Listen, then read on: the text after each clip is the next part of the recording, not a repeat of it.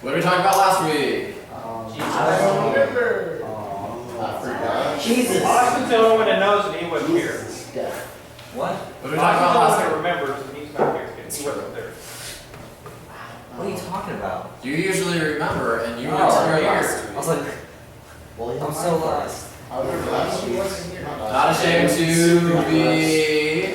Weak. Awesome. Weak. Oh. Yes. Dang it, I Because missed I boast the in cool my one. weakness, that's how I remember. There you go. I missed the cool one. Being weak is hard. Okay, so focus in. Bless you, bless you. Tonight we're talking about not being ashamed to serve, and service, and a lot of that ties in with more than mission work, obviously, and we'll be going through all of that tonight. But what do you guys think of when you think of service? Like, somebody say body I preaching. think Okay. like missionaries. Missionaries. Yeah. Or Or mission. Yeah, just missions. Serving Missionaries. I always think of the word Whoa, one at a time. I've got like 5 of them at once. Okay. When you say service, I think of like going to service. Okay. What about serve? I think about helping. Hank is trying to answer. Go, Hank. I already know. I'm done. Go, Hank. I think like boosting a cause, like you're serving the cause, Okay. so putting something ahead of you.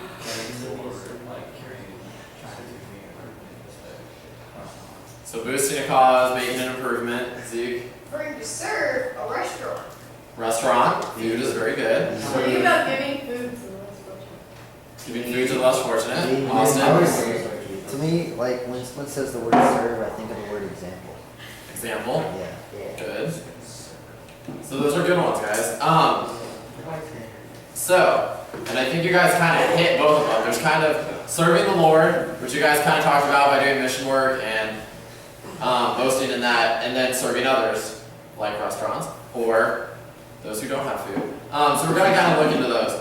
But when is the last time that you consciously, I can't say that word, Consciously. consciously, there we go. Don't Can't think say that's that word.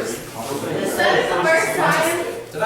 Yes. Anyways, when's the last time you consciously served? See, now I can't do it because of anyways, when was the last time you served someone because you knew it was the right thing to do? Last time? Today. Well, like actual, like I thought about it. I helped with the October Babies Cup. Yesterday? And I like, that wasn't yesterday. No. Yeah. Continue, Rachel, who had her hands up. Yeah. Okay. So some of you said yesterday and today. Anybody one person want to give an example? Consciously. I did. Like nobody would give like change to this kid who was trying to help out. You know, like they carried a little boxes for change. Mm-hmm. Nobody would give him change, and they would give him 10, so I gave him like $1. Nice. And he's a freshman. He's a very big son. For a freshman, I think.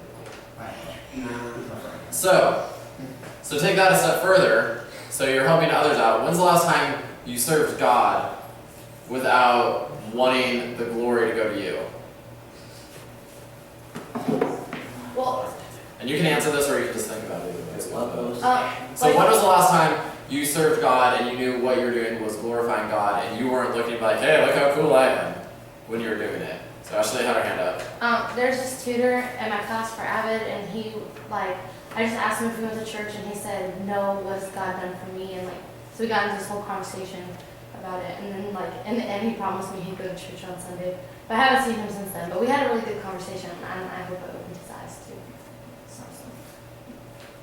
Today in third period, yeah, we had a big conversation about why Jesus God is important, and it made sense to everybody eventually. We could do that in public school, that's cool. You can. Oh yeah. The students, teachers I've say been, Okay. and a substitute. General. I've been reaching out to my friend Noah that is a total atheist and helping him. They can't be, no, you're right. Okay, well that's, sounds like this lesson will hopefully just reinforce you guys what you're doing. It sounds like a lot of you are on the right page already. But we're going to open to Deuteronomy. That's in the Old Testament. No, there's no book of It's examples. after. It's after Numbers. Doesn't count. Oh, it's Genesis, Genesis, Exodus, Leviticus, Numbers, Numbers. Deuteronomy. Then Jesus. No. Okay, so, listen up, guys. It's just one verse, 10:12. It says, "And now Israel, what does the Lord your God require of you? But to fear the Lord your God, to walk in all of his ways, to love him, and to serve the Lord your God with all your heart and all your soul." So, think about that. It says with all of your heart and all of your soul. It's not just saying with parts of you, it's just a little bit of you. When you put your heart and soul into something, you're really committed to it. I know a lot of you, some of you in here are sport people, and when you're playing, I'm assuming you're going to put everything you've got into it. You're not going to be like, yeah, I kind of feel like playing baseball today, so I'm just going to kind of stand here and be like, oh, look, I hit a ball, yeah, that's cool. Pretty sure you're not going to do that. Volleyball, you're just like, I'm just going to stand here and look kind of cool. But I don't really want to hit the ball today, I'm just not in the mood for that. Those of you who are more music or arts people, if you don't put your all into it, especially if you're a singer, I can attest to that one. If you don't put your all into it, you get really flat really quick, your technique gets really sloppy, and then you sound really bad. That goes with instruments too. If you're just sitting at anything, if you're whatever you're playing, is like, yeah, I'm just gonna kind of blow into this, and you don't have to do anything. But with whatever you guys do that you're really passionate about, you're gonna put your heart and soul into it. I've always been one of those people that's like, I'm either going to do something 100% or I'm not going to do it at all. Because I don't want to do something 50% of the way and be like, okay, that's whatever. And that's how we have to be serving God.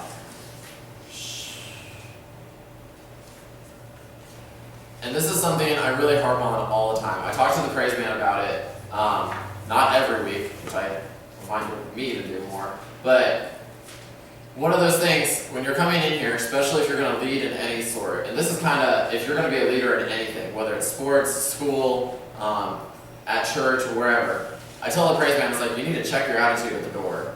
Because if you've had a bad day, I understand that, bad days happen.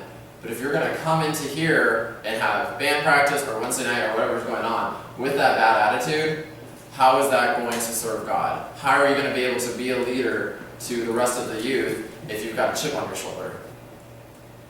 And it's one of those things I tell them that constantly, because your attitude is going to reflect.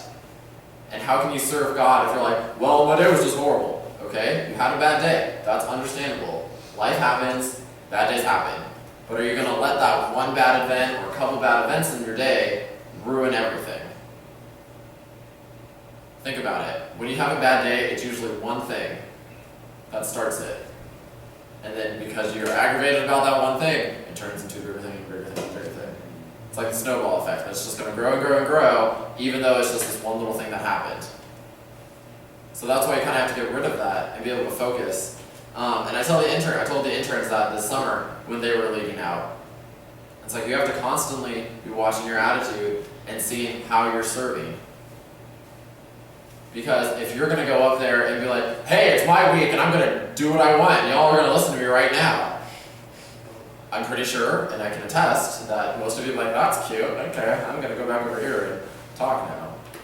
But if you come up and you're consistently there and you're talking with others and you're not just focused about you and your best friend and you're getting to know each other and getting to know more of the people are going to be willing to like, oh, okay, well, you're up now, you're speaking, and I could never do that, so I'm going to listen to you and respect that. Because you've actually had a conversation with me, and you care about me, and I'm going to listen to that. So it's thinking about what kind of leader are you, and are you putting your heart and soul into it?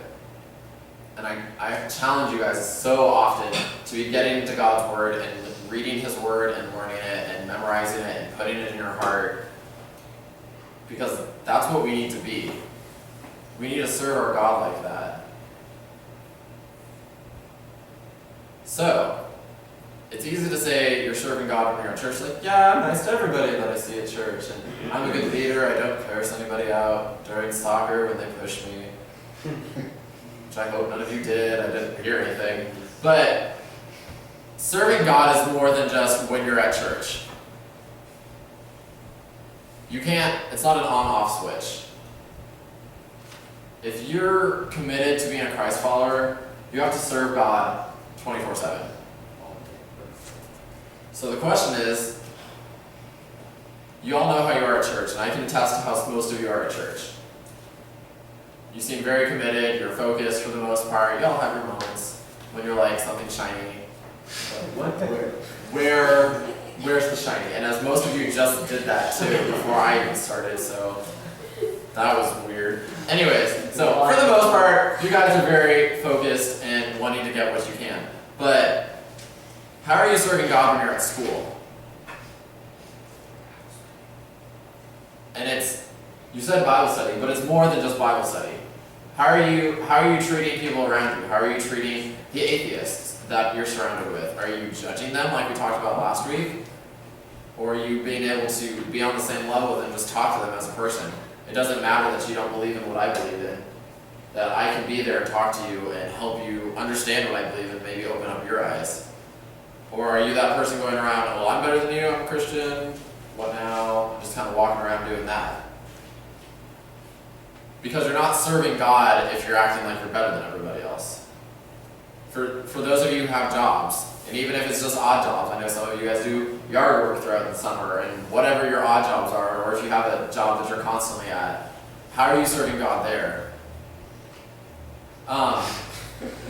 Sorry, the lights in this house are so. Speaking of shining, we're like, what's going on? But if you're working at a job, and this is for any of you that are going to be having a job in the future, which hopefully all of you will have a job in the future. But if you're ever like a waiter or anything, how are you treating the people around you? Are you actually treating them nicely, or are you just like, I had a bad day, so I'm going to take it out on you? People do that. I've had bad waiters, and you all have had too.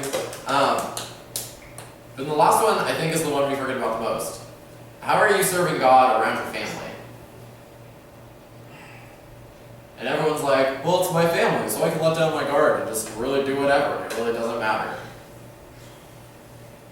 Remember those whole 10 Commandment things?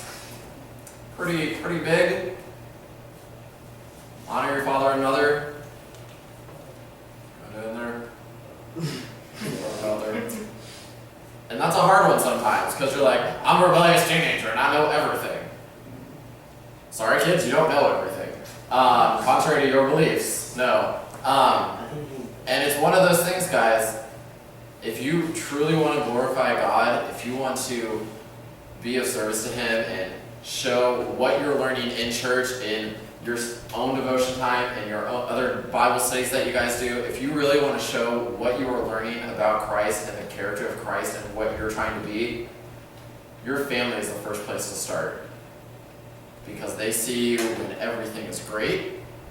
They see you when you made 100 on that math test that you didn't study for, and you're like, I don't know how that happened. That's cool though, that's awesome. They see you when you fail that math test, and you're just like, I'm not really surprised that I failed that math test, but I'm kind of sad at the same time because I don't like F's. Those aren't nice numbers on my test. They see you at your lowest of lows when stuff happens in your life, when your boyfriend or girlfriend breaks up with you, when you and all your friends get in fights and you feel like you don't have any friends at all. Your parents see you through all of that. How are you glorifying God through your situations? How are you showing your parents that you are growing and learning about Christ in every situation? And for some of you, your parents aren't on the same track as you. They may not be believers, they may not have come to church in years, and they're just not living the way they need to. For some of you, that might be their only light that they're getting at the time. So for some of you, you might have to extra think, you're like, how am I acting at home? Because my parents aren't believers. My parents aren't following God right now. So how am I acting in every situation? And how is this serving God? How am I passing on what I'm learning about God to my parents without being like, hey, here's the Bible, throw it in their face? How are you acting upon that? And there's just so many things to think about on how to serve God. But I think family is really the biggest one.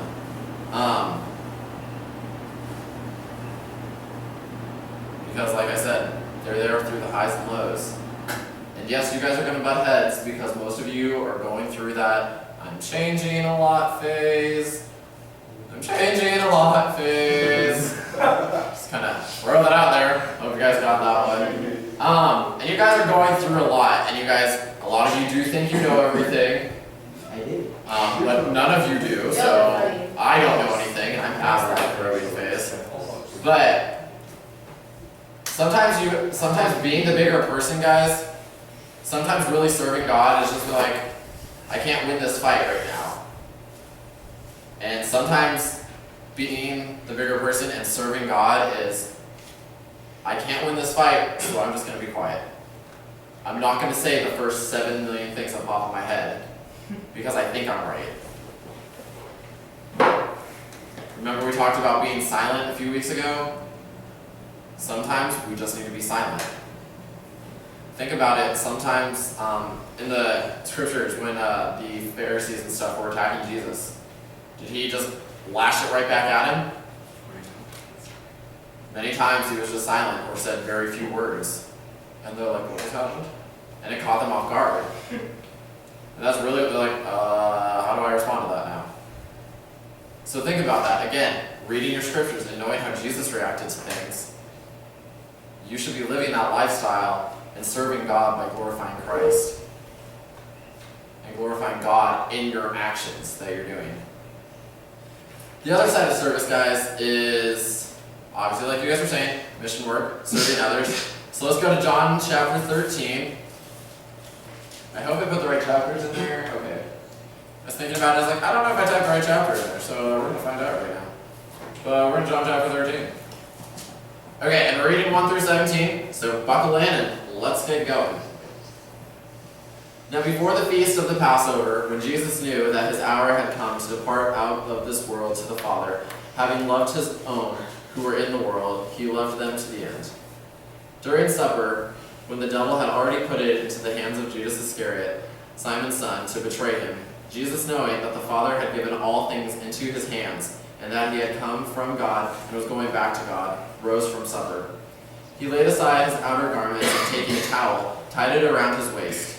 And then he poured water into a basin and began to wash the disciples' feet and to wipe them with the towel that was wrapped around him.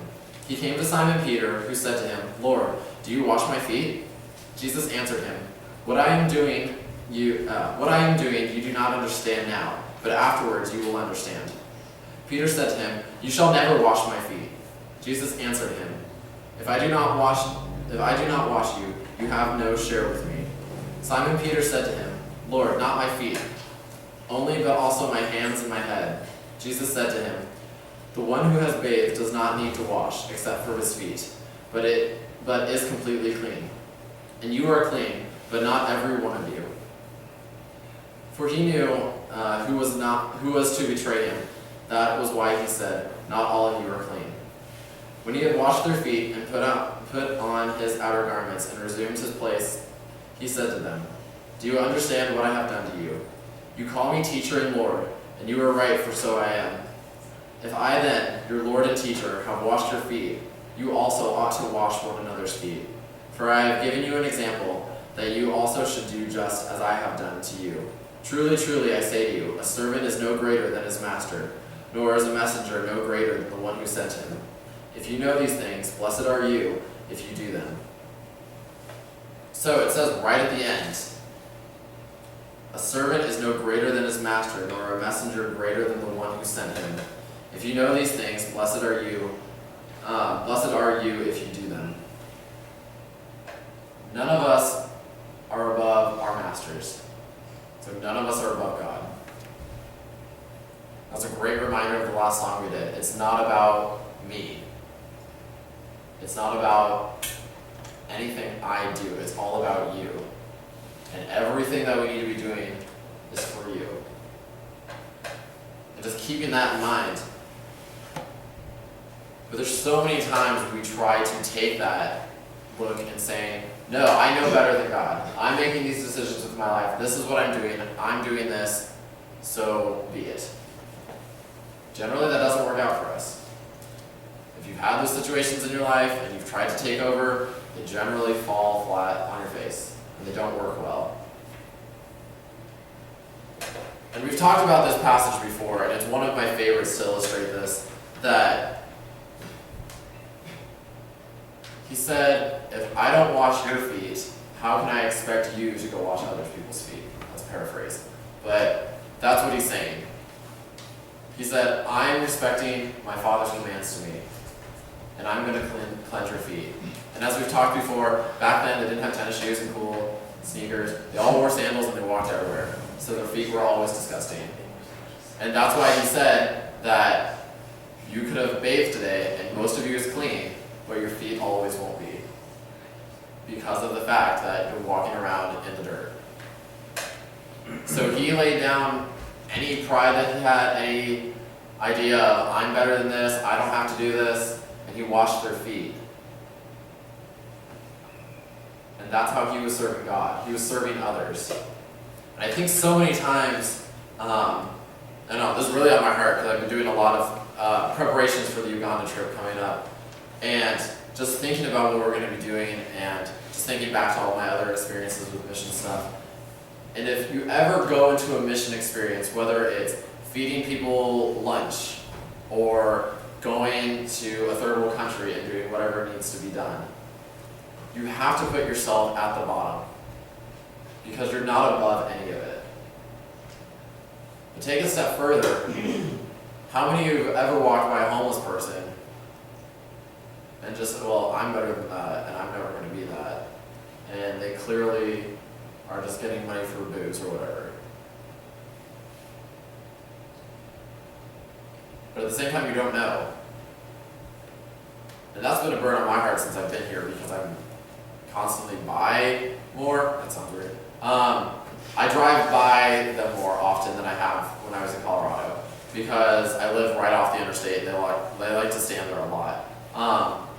And there's been times I definitely have. I've given them money, but as most of you know, I usually don't have cash on me, and it really does hurt my heart sometimes. And I just think about it, and I usually pray for them while I'm just waiting for the light to turn and wishing I could do some more. But there's also been times that you don't realize you had a chance until afterwards. I went to Chipotle one day for lunch. It was a Sunday. I know, it was a Sunday too, and I felt really bad afterwards. It's like, I'm a horrible person. But I went in, got my food, I was walking to my car, and I didn't have any cash on me, like usual. And the guy was like, hey, do you have any money to help me out? And I was like, no, sorry. And I wasn't thinking about it, and then I just left. And I'm driving back to church. I was like, wow, I'm so just gonna bored. And I'm driving back, and I was like, I totally could have just bought him lunch with my credit card. Like, that would have been super easy. It's like, I don't have cash, but I can buy you a meal right now. And like, a burrito's not that expensive in hindsight. Like, but it's, think about that. Do you guys encounter stuff because you do live in a bigger city, especially being in the mush pot, really, of Dallas and Fort Worth? Do you guys experience that ever? Are you around people that really need help? And do you just drive by and like, well, it's not me? Or do you think about what you can do? That's a lot of the make a difference stuff in the back, and I don't know. And you don't have to say if you've read it, if you've done anything, but really just looking at that and looking at those companies. And I know some of you might be like, well, that's really corporate. It's like, okay, well. But for some of you might just need something to get kick-started into. And a lot of those different organizations do so many different things for people around the world. I know Sevenly this week, they're supporting eating disorders. And that's a very huge epidemic, not only with females anymore. There's a lot of guys that have eating disorders as well, because that's what the media says. Media's like, you have to look this way if you want to be accepted by the world, and if you want to get this type of girl, you have to look like this. And as society keeps going, it's more and more, and you have to look like that. It's heavier for girls, obviously, it always just has been, but it is happening for guys as well now. And that's an organization, if that's a burden on your heart, you can help donate to that cause. But mission work is much more than just, let's go to Africa and do all this stuff. Let's go to different countries. We have to go outside of where we are to do the work of God. both of these passages together show completely opposite of that. You can be doing the work of God in your own home. You can be doing the work of God in downtown Arlington. You can be doing the work of God in your schools. Showing people that I'm not afraid to wash your feet.